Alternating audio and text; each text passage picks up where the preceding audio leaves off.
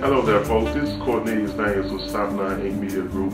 Today I'm going to be taking you step by step through the actual process of building corporate credit and who will extend your new corporation a line of credit.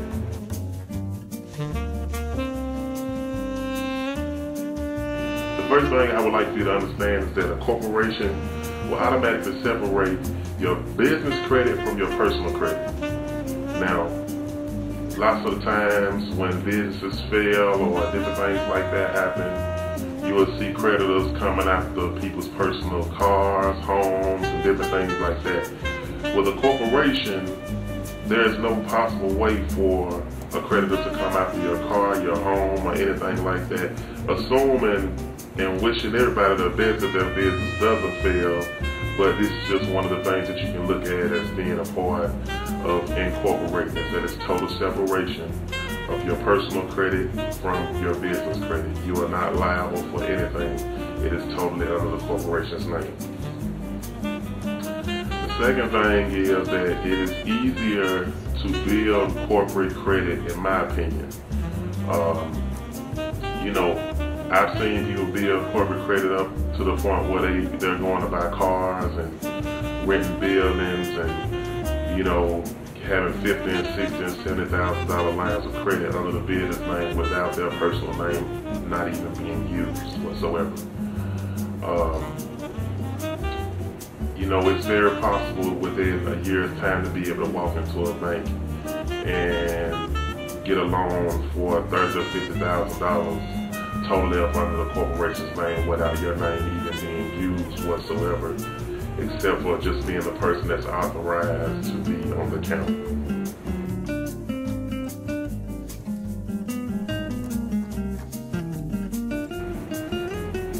What's the difference between personal credit and business credit? That's a question that I hear a lot of people ask. A lot of people don't understand what the difference is when you use a sole proprietary versus a corporation. A sole proprietary, you're using your own personal credit. If anything happens that's negative, whether it's negative or positive, it's going to go on your personal credit. If your business shuts down, you will be the person that will owe for any debt that your business owes for. Whereas with a corporation is, like I talked about earlier, is totally separate from your personal credit. A corporation is something like, I told a lot of people, it's like having a person with good credit and you use state credit basically to purchase all of the things that you need for your business, and you have total authorization to be able to purchase things and to be able to set up new accounts and have more lines of credit, and be able to get anything that you need for your business, but at the same time not be using any of your personal credit. And once again, if anything ever happens, you are not liable. You are not the person that the creditor is going to come after. They're going to come after the actual corporation. The corporation actually stands alone itself. And even with, like, if the owner of the corporation was to ever pass, God forbid, or just of old age or anything like that, the corporation still lives on. The corporation is a whole nother structure itself. It's like having a person that's just a living being that's on this earth. You know what I mean? When you bring it in, it's like bringing in a new baby to this world. So corporate credit and personal credit are totally different in themselves. And I also think that, like I said, corporate credit is a lot easier to build. It's a lot easier to transfer ownership. It's a lot easier to set up 401ks. There's just a lot of things that you can do with a corporation that you can't do with personal credit. There's also tons and tons of tax deductions out there for corporate credit that there aren't for personal credit.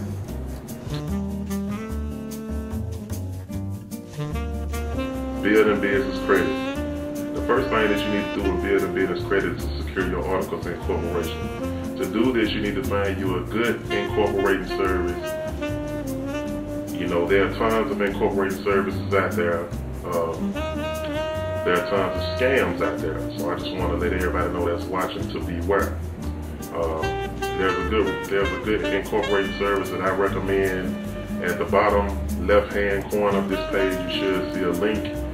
Very reputable company, company that I'm sure that you've probably seen on TV and different places like that. Very good business, Better Business Credit Bureau report and good stuff like that. It takes about a week to receive your articles of incorporation once you've signed up to be incorporated with your corporation service.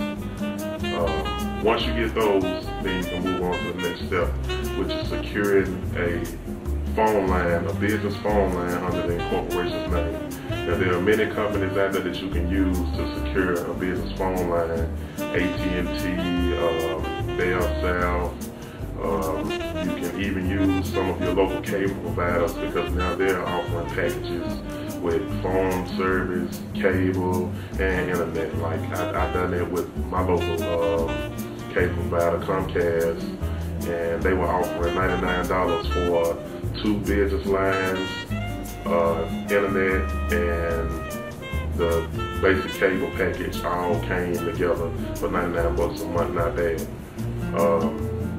Once you've done that, when you receive your first bill under the incorporation's name for your phone service, you get your phone service bill together and you get your articles of incorporation together, and then you can then take those down and start to secure lines of credit with just those 2 pieces of paper, basically.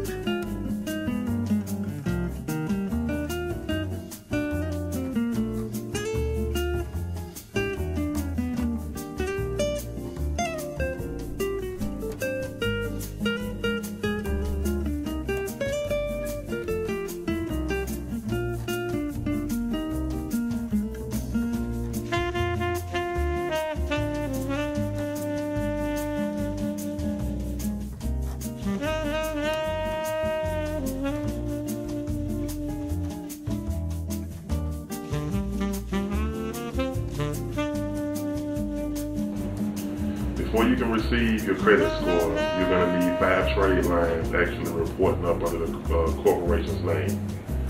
Once you get 5 trade lines reporting up under the corporation's name, then you'll receive what is called a paydex score.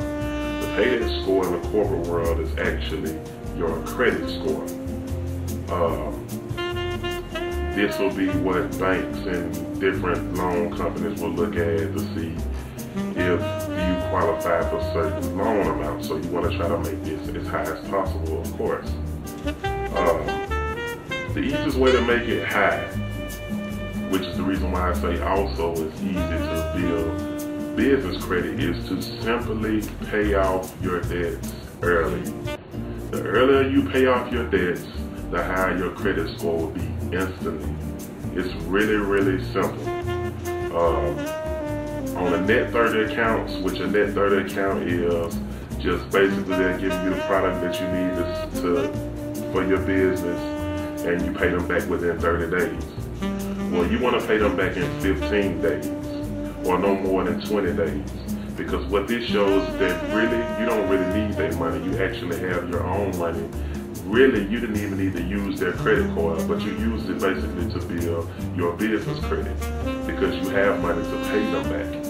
You want to pay them back as fast as possible. On your revolving credit accounts, you want to try to pay those off early. Those are not as huge of a deal as the net 30 accounts. The earlier you pay the net 30 accounts, the better your credit will be. It's just that simple.